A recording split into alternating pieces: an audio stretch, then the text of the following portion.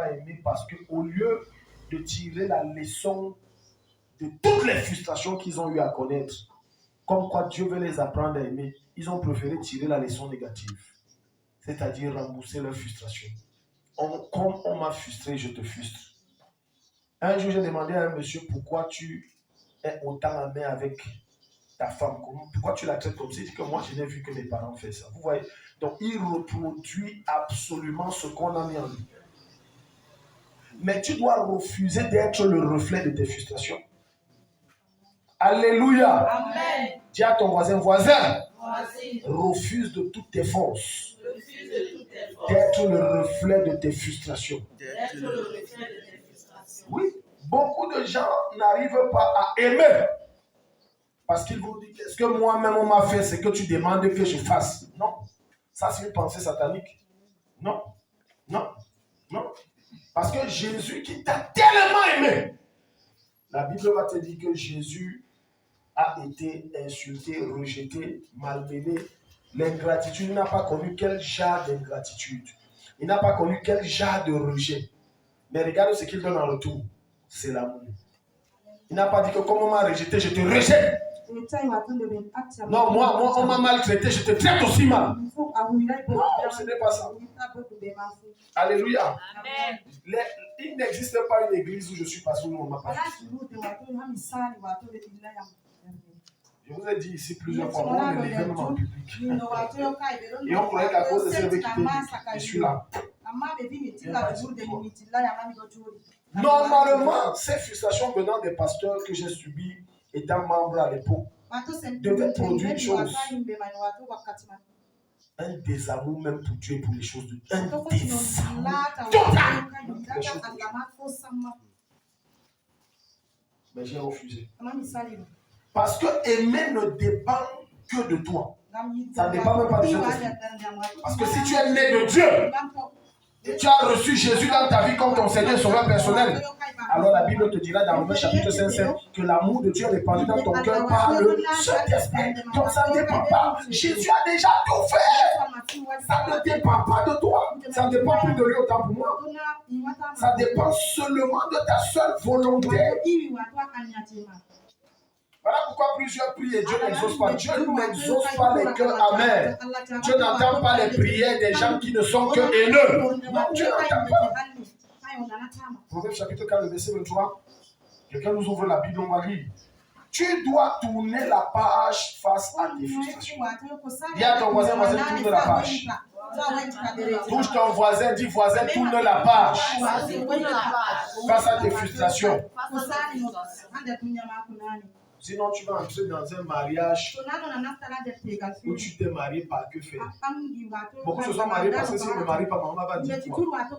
Papa m'a déjà mis la pression que la femme là est où? Mais en réalité, il n'y a pas d'amour.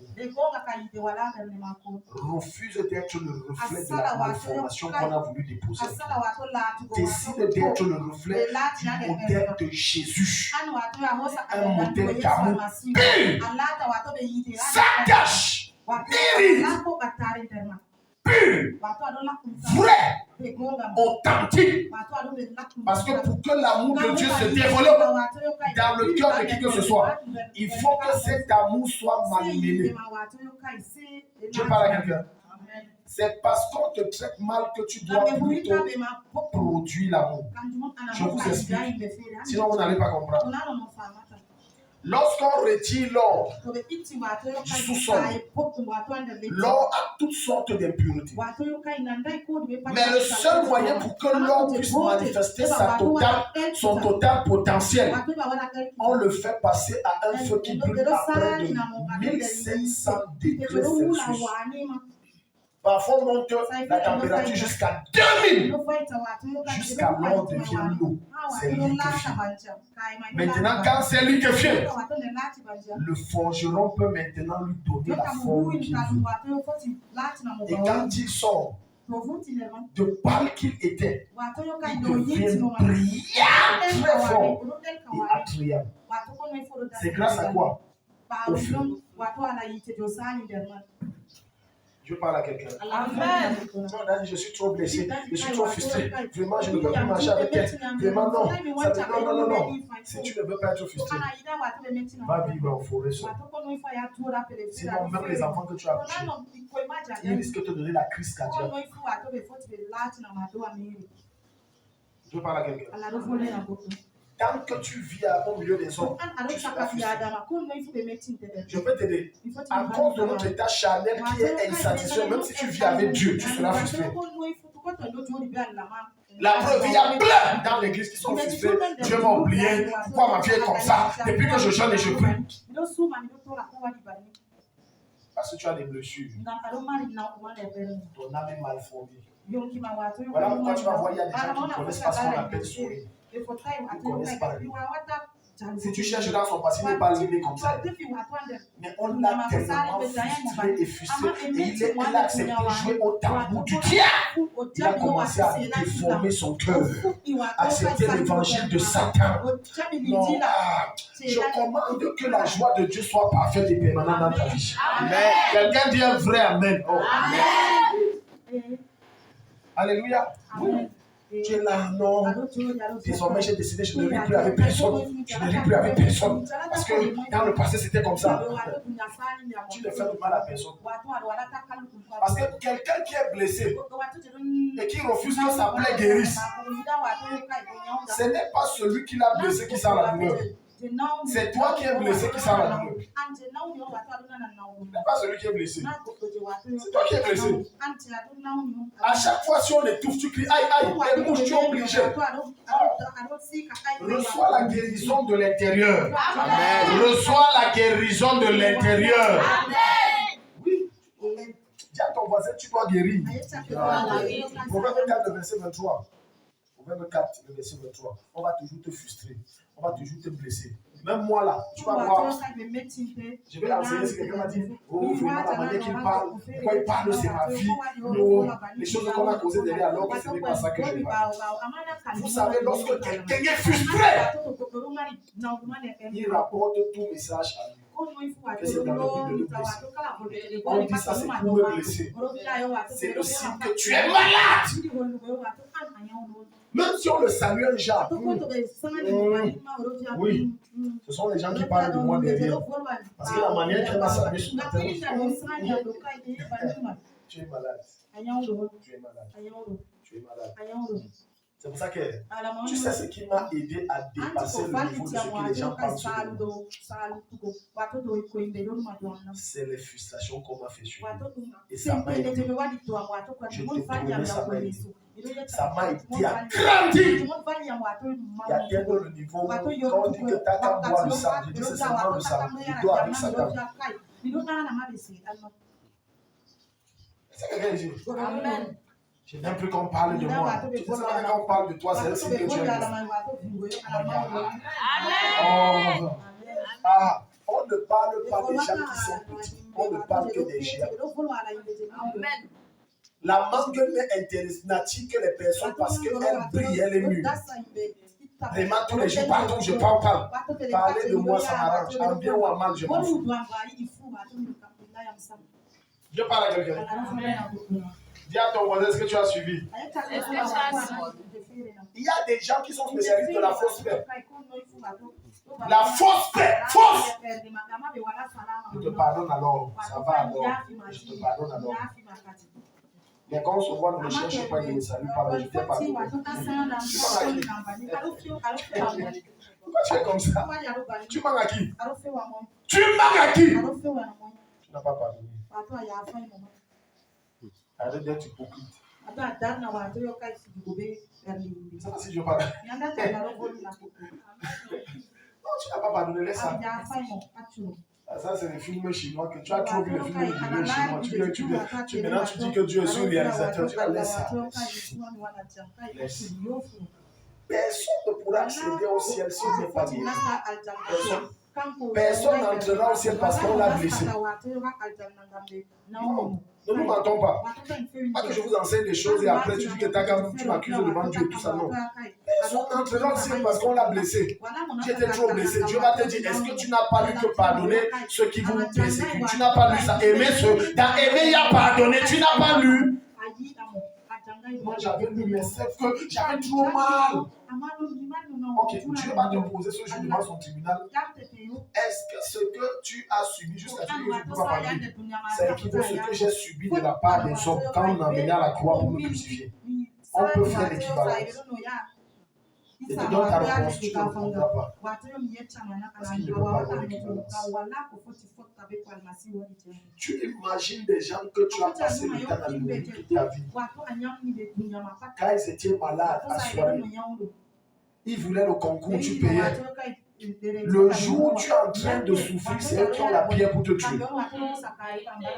Et le gars là dit quand même, papa, pardonne-les, ils ne savent pas. Ah, j'imagine un bon chrétien pentecôtisant. Ils savent. Ne pardonnent pas, ils savent ce qu'il faut. Proverbe 4, verset 23. Voilà pourquoi Paul regarde. Paul nous donne un signe majeur que quelqu'un est guéri des blessures. Il est toujours joyeux. Ne dis pas qu'il n'a pas de problème.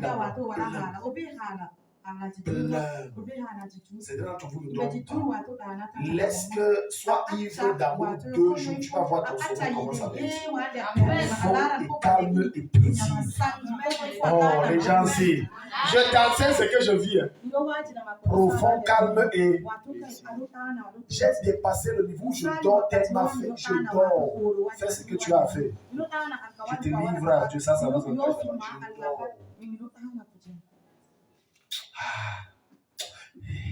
Balou. C'est toi qui fais. Réveillez-vous, vous tous réveillez-vous. Je ne peux pas dormir, dormir tout seul, dort pas. C'est que Balou m'a fait. Non. Faites. Regarde. On va me cadrer, je dors. Je te dis, frère, je dors. Je ne peux pas compter le nombre de personnes. Jusqu'à hier, quand j'ai pris mon épouse et les enfants, nous sommes allés changer d'air.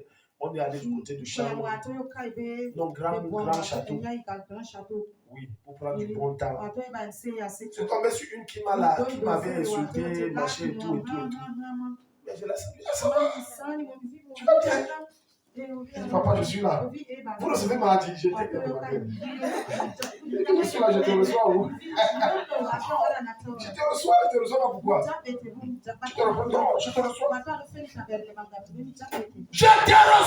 Je te reçois bien même.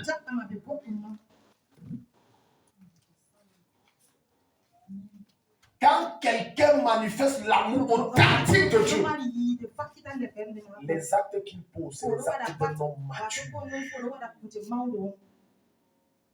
Ce n'est pas de la faiblesse. Le monde dira que tu es faible. Dieu dira que tu es fort. Tu me le sens. Mais tu vois, le monde va conseiller qu'elle pourrait dans tout temps. C'est qu'elle a dit, c'est qu'elle a dit. Je sais et elle sait que je sais et nous savons nous deux que nous savons ce que nous savons. Elle m'a vu, c'est elle-même qui est venue vers moi. Je ne l'avais même pas vue. Bonne arrivée, elle travaille là-bas. Vous recevez ma dit. Tu te reproches de quoi, ma mère? Non, il n'y a rien. Il n'y a rien. Proverbe 4, verset 23. Proverbe 4, verset 23. Garde ton cœur. Plus que ton argent. Il y a des gens qui gardent leur argent plus que leur cœur. Qui gardent leur mari plus que leur cœur. Leur femme plus que leur cœur. Garde quoi? Ton cœur. Dis à ton voisin, garde ton cœur. Plus que tout ce que tu as de précieux. Plus que tout ce que tu as de précieux. Pourquoi? Car de lui viennent les sources de quoi? De la vie. Ça veut dire que ce que tu vis vient de ton cœur. Il y a des malheurs qui t'atteignent, c'est ton cœur qui a attiré ça. Le genre de problème que tu as, ne cherche pas que c'est tes ennemis. Parfois, c'est notre cœur qui a attiré ça. Un cœur toujours en train de penser le mal. Parce qu'un des signes que tu es malade, les pensées sont toujours négatives. Tout le monde ne t'aime pas. Tout le monde est mauvais. Partout, je passe sur le même pas. C'est impossible. Je te dis, même si tu as un enfant, il y a au moins un démon qui va te dire. Il y a au moins un démon qui va quand même te dire. C'est impossible. Donc, partout, même dans les sectes, entre eux se font la guerre, mais il y a au moins un qui aime un. Oh, partout, je passe sur le même pas. Non, si tu te rends compte que c'est comme ça, arrête-toi. Ne pose pas les questions sur les autres. Pose-toi les questions sur toi-même. Est-ce que je ne suis pas le problème de tout ce qui se passe? Essaye de ressasser dans ton esprit le film de tes actes et de tes paroles. Parce que tu risques d'être choqué que c'est ce que ton cœur porte qui chasse les gens. Ce n'est pas qu'on ne t'aime pas. Ce n'est pas qu'on t'aime pas. C'est la manière que tu te comportes. On ne voit rien de différent. On est bien pour rien, on a les problèmes. On est bien, on n'a rien. Mais pour rien, on a les problèmes. Et Dieu te dit que pour guérir, garde ton cœur. N'accepte pas que la vertu règne dans ton cœur. N'accepte pas que les blessures règnent dans ton cœur. N'accepte rien.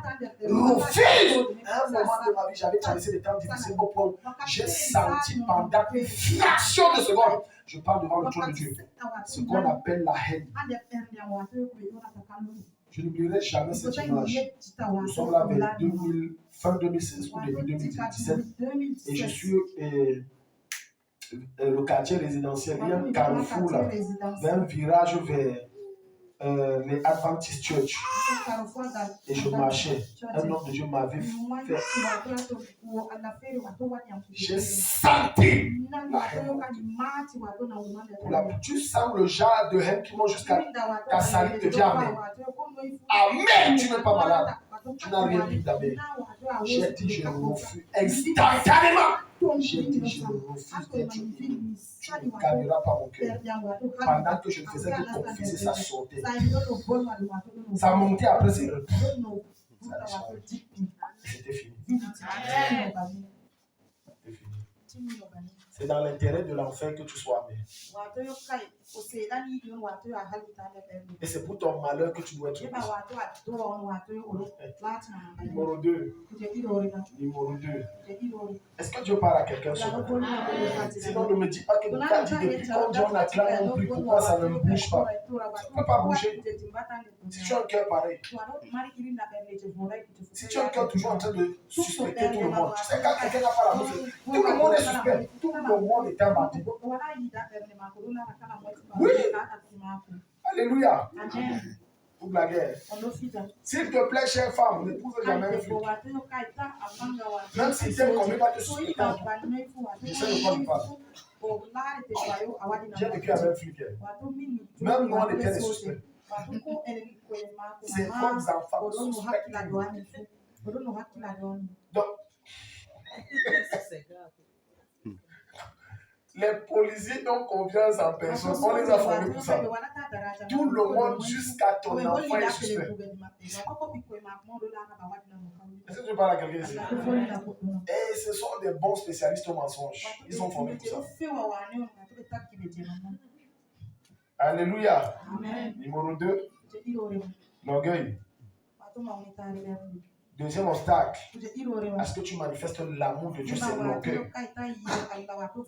Proverbe 11, verset 2. Quelqu'un d'orgueilleux ne connaît pas l'amour. Parce que l'amour ne vit pas dans l'orgueil. L'amour ne peut exister dans l'orgueil. Quiconque est orgueilleux aime prendre les devants. Pas parce qu'il est grand leader, mais parce qu'il refuse d'être soumis à quelqu'un. Moi, j'ai vécu avec plein comme ça, même des hommes de Dieu que j'ai dû quitter. Il faut qu'il soit devant. Donc, lui, on fonctionnait ensemble. Il veut être toujours devant. Dès que c'est quelqu'un d'autre que lui, il dit je ne suis plus dans le groupe. Donc, personne ne doit me dépasser. C'est moi qui ai dans ça, c'est un orgueil témoignage. Et ce n'est pas la manifestation de l'amour. Récemment, un de mes fils m'a fait le rapport selon lequel son mouvement qu'il a lancé, partout où il a les problèmes avec tout le monde. Et tu sais, l'orgueilleux, c'est toujours vous le problème. Ce n'est jamais. Et il trouve que c'est les autres. Et c'est Dieu qui ne veut pas peut-être. Est-ce que tu sais que dans certaines choses qui t'arrivent, où les gens ne s'associent pas à toi, il est possible que ce ne soit pas Dieu, mais que c'est ton caractère orgueilleux qui fait que les gens ne s'associent pas. Et toi, comme tu veux tout spiritualiser pour justifier ton orgueil, tu vas dire que non, c'est le Seigneur qui ne veut pas. C'est faux. Le Seigneur ne veut pas comment. Le Seigneur ne veut pas comment. Donc, un de mes filles me disait qu'il est monté là-bas, il a commis ces choses. Ils ont fait la réunion. Bref, le même système qui nous a imposé que moi, comme je suis quelqu'un de... Non, ça va fonctionner comme ça. Et après, c'était la catastrophe. Et les hommes de Dieu là-bas l'ont laissé. Quand tu es orgueilleux, tu bloques la main de Dieu. Tu l'empêches de te bénir. Le principal obstacle à la bénédiction de tout être humain, ce n'est pas Satan, c'est l'orgueil. Quand tu deviens orgueilleux, Dieu se lève contre toi. Ce n'est pas Satan. Dieu se lève. Dieu se lève. Dieu se lève. Quelqu'un qui est plein d'amour de Dieu est simple de cœur, humble d'action. Simple et humble. Je ne dis pas simple et humble d'apparence. Parce que les gens, il y a certains orgueilleux là. Si tu n'as pas le discernement, tu ne sauras pas qu'il est orgueilleux. Tellement il est simple. Mais c'est ce qu'on appelle l'orgueil crocodile. Ça va. En fait, les actes qu'il pose, c'est pour qu'il soit vu comme quelqu'un de très simple. Quand quelqu'un prétend être humble et veut montrer qu'il est humble, c'est la preuve qu'il est orgueilleux. Quand tu es humble, tu ne veux montrer et démontrer rien à personne. Tu fais ce que tu as fait. Ton cœur est pur. Parce que l'humilité commence dans le cœur. Tout comme l'orgueil commence dans le cœur. Proverbe chapitre 11, verset 2. Proverbe 11, verset 2. Quand vient l'orgueil, vient aussi l'ignominie, vient aussi le malheur. Mais la sagesse, quand vient l'orgueil, si quelqu'un a une autre version, ça va nous aider. Quand vient l'orgueil, vient aussi le malheur. Quand vient l'orgueil, vient aussi la colère de Dieu. Quand vient l'orgueil, vient aussi c'est-à-dire le rejet du ciel. Quelqu'un qui est orgueilleux, il serait difficile qu'il vive l'accomplissement des promesses de Dieu. Il serait compliqué parce que son principal adversaire n'est pas Satan, c'est Dieu. C'est pas Satan. C'est pas Satan. Écoute-moi. Ne dis pas que tu es humble jusqu'à ce que tu touches ce que tu n'as jamais touché. Ne dis pas que tu es humble jusqu'à ce que tu aies des relations que tu n'as jamais eues. Ne dis pas que tu es humble jusqu'à ce que tu as le pouvoir que tu n'as jamais eu. Parce qu'il y a certains que Dieu laisse dans la souffrance et la pauvreté. Ce n'est pas un hôtel. C'est Dieu. Parce que Dieu a testé la fille là l'autre jour. Avec un petit 100 000 qu'elle n'a jamais touché. Et elle s'est mise à parler mal à tout le monde. Parce que c'est que plusieurs d'entre vous vous ignorez. C'est que Dieu, avant de t'amener au niveau supérieur, te teste. Dieu est ici. Amen. Est-ce que Dieu est ici? Amen. Est-ce que Dieu est ici? Amen. Dieu te teste. Il te teste. Il ne te lève pas comme ça. Il prend un peu, il donne. Une petite vieille railliste qu'on t'a dit gère une semaine. Maintenant tu te balades en ville, c'est ma voiture. C'est quoi ta voiture? Ça veut dire que si tu peux te balader, balade-toi. Parce que Dieu voulait te donner une jet tout. Amen. Mais il t'a donné Yaris. Il Yaris même que quand tu demandes, pousse. Maintenant tu arrives, tu ouvres les fenêtres, tout le monde, tu salues tout le monde. Tu sais, quand tu commences à posséder quelque chose que tu n'as jamais possédé et qu'on a passé dans ce lieu à t'humilier, quand tu reçois la chose là, tu veux que tout le monde sache. Salut, bonjour, ça va? Moi, non, c'est que je te salue, mais tu ne me salues jamais, non, il fallait que je te salue. C'est comment? Je te dépose quelque part. Tu es petit dans la tête. Tu es petit dans la tête. Tu montres à Dieu que tu es trop petit. Tu es trop petit. Et ton permis va vieillir là-bas pour rien. Parce qu'on t'a testé avec un petit. Petit. Écoute-moi. Ne marche pas avec les orgueils. Je vais te dire pourquoi. Quand tu détectes dans une de tes relations quelqu'un qui a, je ne parle pas d'expérience, quelqu'un qui manifeste de l'orgueil, éloigne-toi de lui. Je t'explique. Parce que Satan n'aura plus à te combattre. Il va rester tranquille. Il va laisser ce gars faire le travail. Parce que tout ce qui est bon que Dieu va envoyer, l'orgueil va gâter ça. Je ne parle pas d'expérience. Le jour où j'ai eu ma moto, j'ai pris celui que je croyais être un ami pasteur. Je voulais le porter. Il m'a dit jamais. Je marche à pied. Je parle à quelqu'un. C'est toi qui crois que tu as les amis. Et c'est toi qui crois que tu as les frères et soeurs. Que Dieu essaie de bouger ta vie d'un centime. Tu verras le visage de cette personne. Mais j'ai une mauvaise nouvelle pour eux, une bonne nouvelle pour toi. Qu'ils le veuillent ou non, Dieu bouge ta vie ce mois. Dieu bouge ta vie ce mois.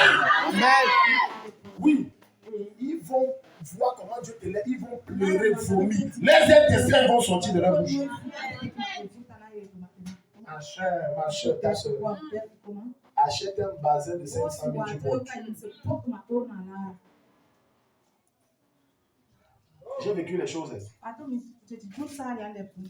Il y a un monsieur que j'appelais pasteur. Je l'appelle même si je le vois, je vais toujours appeler pasteur.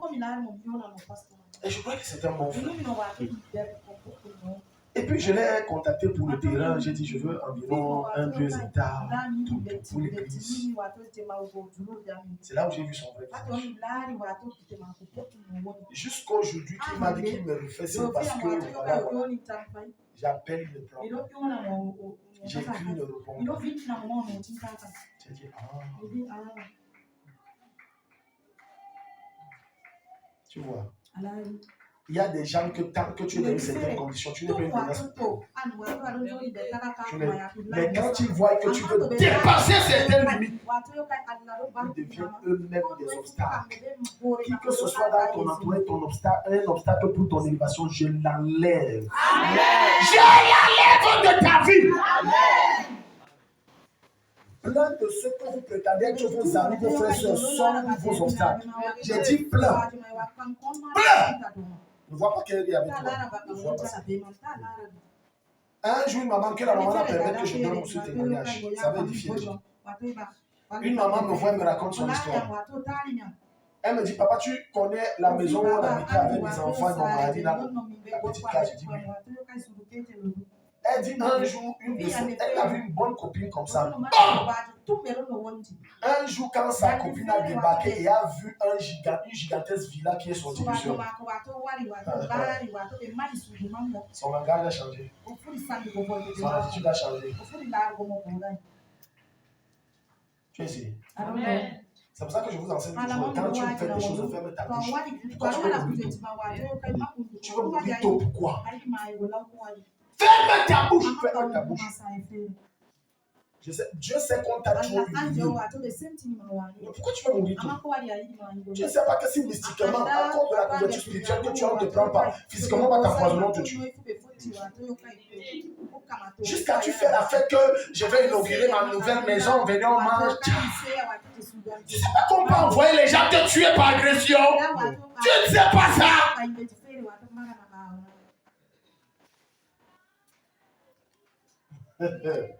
Ésaïe chapitre 14, le verset 12. Ésaïe 14.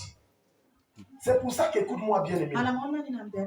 Le meilleur allié en dehors du Saint-Esprit que Dieu t'a donné, c'est ton Père spirituel. C'est ton meilleur allié. C'est pour ça que je fais confiance à Papa Rodrigue aveuglément. Il dit va, moi je pars.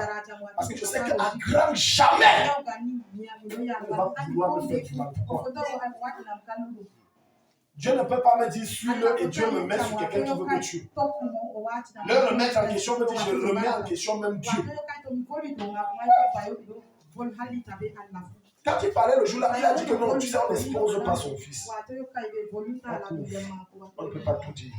Mais par derrière, il va dire que bon, voilà dans ta vie, voilà comme ça.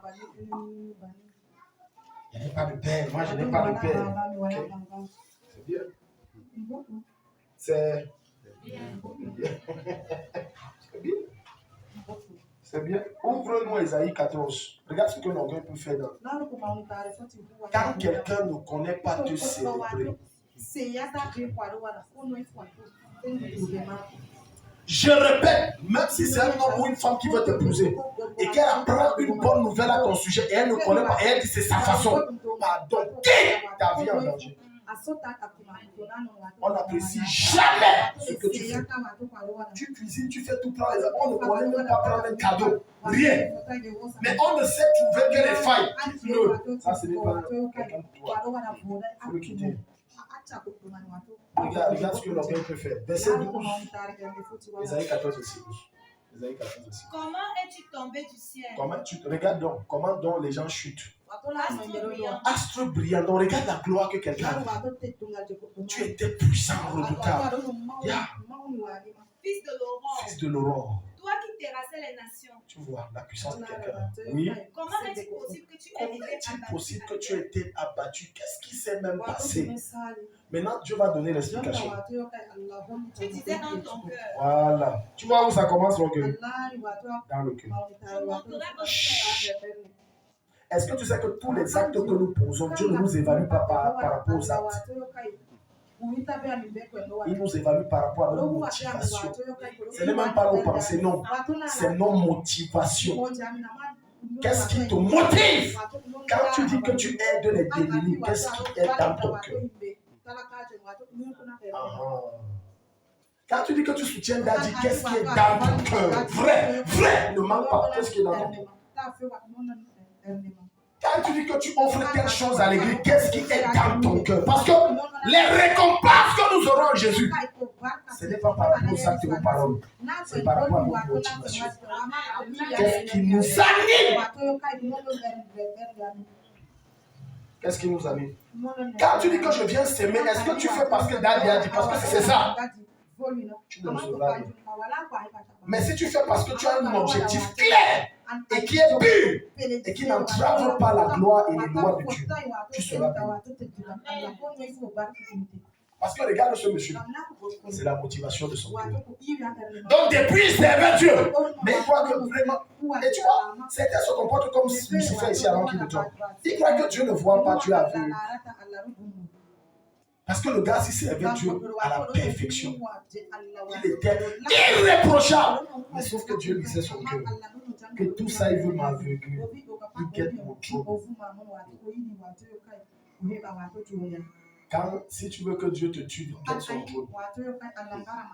Si tu voles, Dieu te pardonne. Est-ce que Dieu parle à quelqu'un? Amen. Dieu révèle une nation ici. Si tu fais tout, ne guette pas mon trône. Ouais, j'ai dit ça, je n'ai dit. Fais tout. Donc tu vois que le vieux a copié ça chez Dieu. Fais tout, ouais. Je te pardonne, mais ne guette pas mon trône. C'est pour moi seul. Vas-y, regarde comment les orgueilleux tombent. Regarde. Je monterai au ciel. Je monterai au ciel. Je lèverai mon trône bien au-dessus. Qu'est-ce qui peut passer dans ta tête? Et tu commences à envier la place de ton père et désirer la gloire de ta mère. Qu'est-ce qui se passe dans ta tête jusqu'à commencer à penser au jour de son décès, sur comment ses obsèques vont se passer? Qu'est-ce qui passe dans ta tête?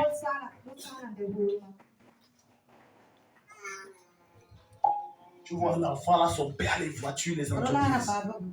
Et il parle déjà le jour où mon père va mourir.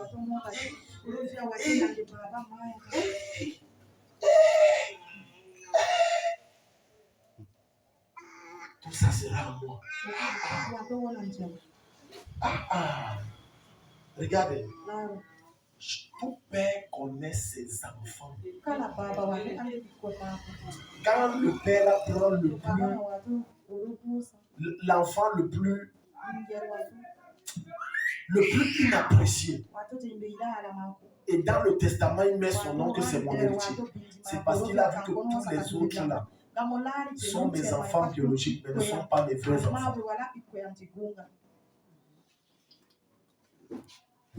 Je parle à quelqu'un. La mère aura beau pleurer et dit non, c'est impossible. Il ne peut pas. Il a eu au moins 70 ans, 80 ans de vie pour observer tous ces enfants.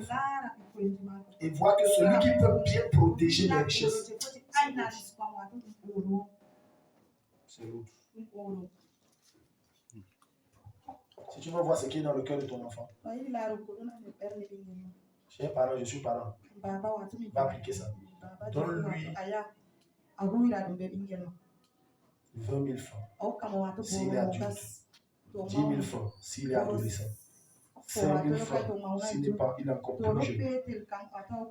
Dis-lui qu'il fasse ce qu'il doit.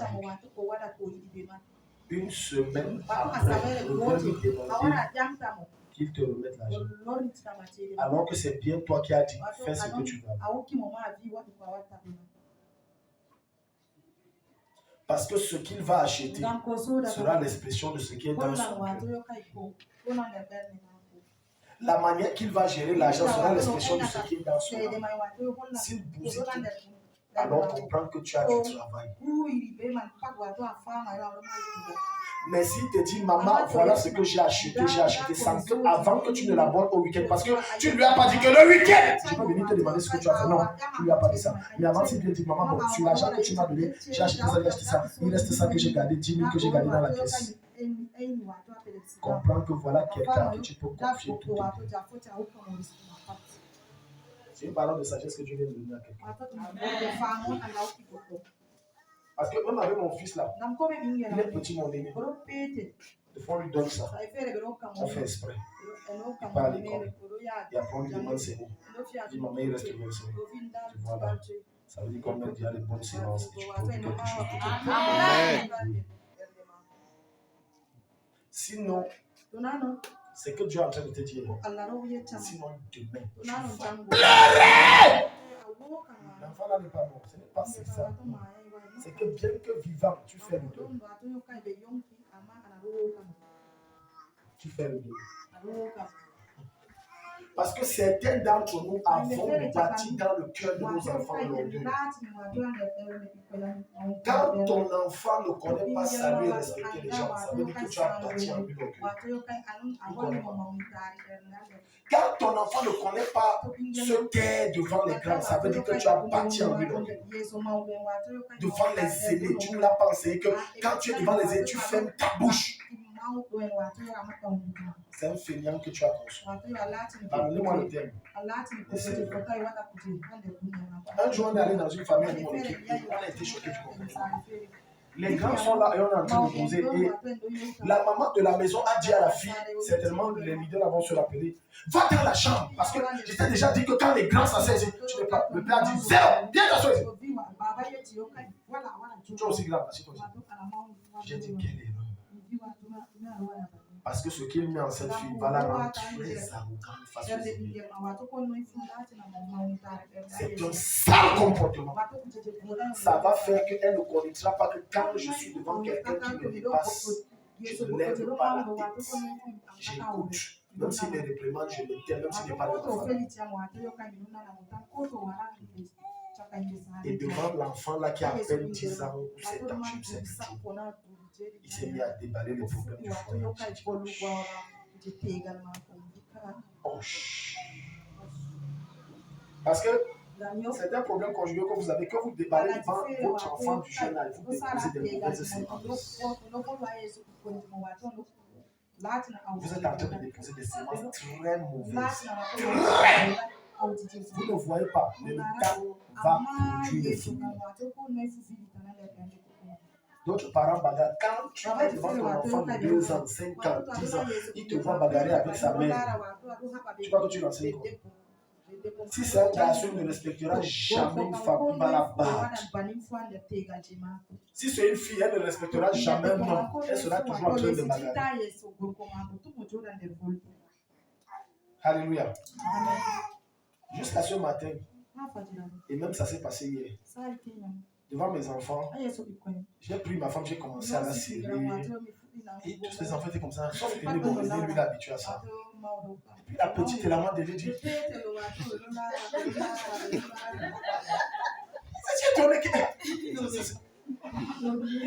J'ai commencé à apprendre ma femme à danser. J'ai dit, fais les pas comme ça. Pourquoi ils ne sont pas habitués à ça? Qu'est-ce qui se passe? Mais je sais ce que je mets en œuvre. Je mets l'amour. Amen. Qu'il soit romantique, qu'il ne soit pas brutal, violent, agressif. Hein? On dit bonjour, toi-même ta tête. Donc tu vois les choses comme ça.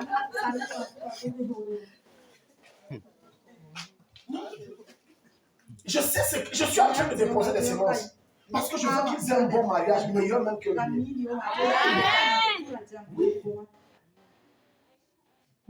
Oui. Alléluia. Amen. Et c'est que plusieurs d'entre nous, on n'est pas né dans les conditions que j'enseigne. Tu crois que moi, j'ai déjà vu mes parents faire ça? Je me suis donné le défi d'avoir le meilleur mariage de toute ma vie. Amen. Donc, ne vois pas que ce que je dis, c'est que mon père n'a jamais appelé ma mère, ma beauté, ma princesse, ma biche, ma femme. Il a appelé Delphine, tu vois. Comme la plupart des anciennes écoles, quand il appelle c'est tout. Alléluia. Amen. Je déclare après ce culte ta vie change. Amen. Les filles qui ne sont pas mariées, je vous envoie un homme très romantique. Amen. Dieu est rempli de l'esprit. Amen. Vous allez avoir un mariage épanoui. Amen. Alléluia. Amen. Parce que plusieurs d'entre vous là, vous avez grandi dans les conditions de guerre. Le Cameroun n'est pas en guerre, mais la famille où vous avez grandi, c'est la guerre. C'est la guerre. Acclame Jésus, mets-toi de mort.